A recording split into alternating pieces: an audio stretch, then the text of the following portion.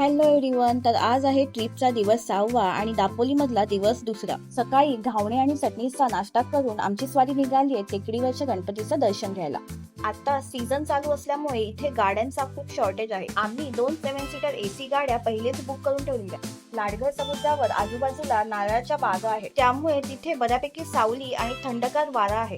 तसंच सकाळच्या टायमाला इथे भरपूर खाण्यासारख्या गोष्टी मिळतात. वडापाव, भजीपाव, भुर्जीपाव सगळं अवेलेबल आहे. पण घरगुती जेवणासाठी किंवा 15 ते 16 जणांच्या ग्रुपसाठी प्री ऑर्डर द्यावी लागते. आजूबाजूच्या निसर्गरम्य असा परिसराचा आस्वाद घेत आमची गाडी थोडी थोडी पुढे जात होती. तेवढ्यात ड्रायव्हरने अशा एका स्पॉटला गाडी थांबवली जिथून सुवर्णदुर्गा फोर्ट, दापोली विलेज, दापोलीचा समुद्र, हरणे कोळीवाडा, हरणेचा समुद्र आणि असे अनेक कित्येक स्पॉट दृष्टीस पडत होते. तिथून निसर्गरम्य अशा वातावरणातून आम्ही निघालो कड्यावरच्या गणपतीच्या दर्शनासाठी आणि अवघ्या 20 मिनिटातच कड्यावरच्या गणपतीच्या देवळात पोहोचलो देखील. हे देऊळ मार्बलचं बनलेलं असून बाहेर किती पण ऊन असेल तरी देवाच्या गाभाऱ्यात एकदम थंडावा जाणवतो. गणपती बाप्पाचं एकदम छान दर्शन घडलं आणि त्यानंतर बाप्पाची आरतीही मिळाली.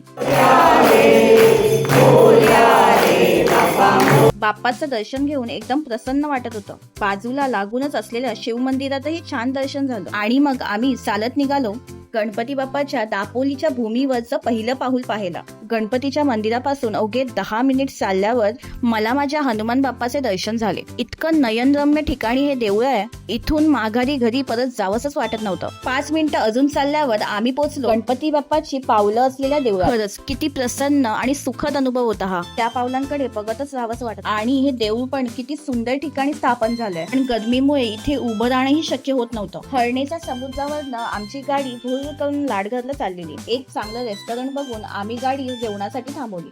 व्हेज थाळी, मिसळ पाव आणि मँगो मिल्कशेकचा लंच करून आम्ही लाडघरला परत आलो. आम्हाला काळोख पडायच्या आधी बीचवर जाऊन सनसेट एन्जॉय करायचा होता. इव्हनिंगला बीचवर जाऊन आम्ही खूप एन्जॉय केलं आणि मजा मस्ती करत आजचा दिवसही गेला. तर मग भेटू उद्याच्या व्लॉग मध्ये. Bye bye.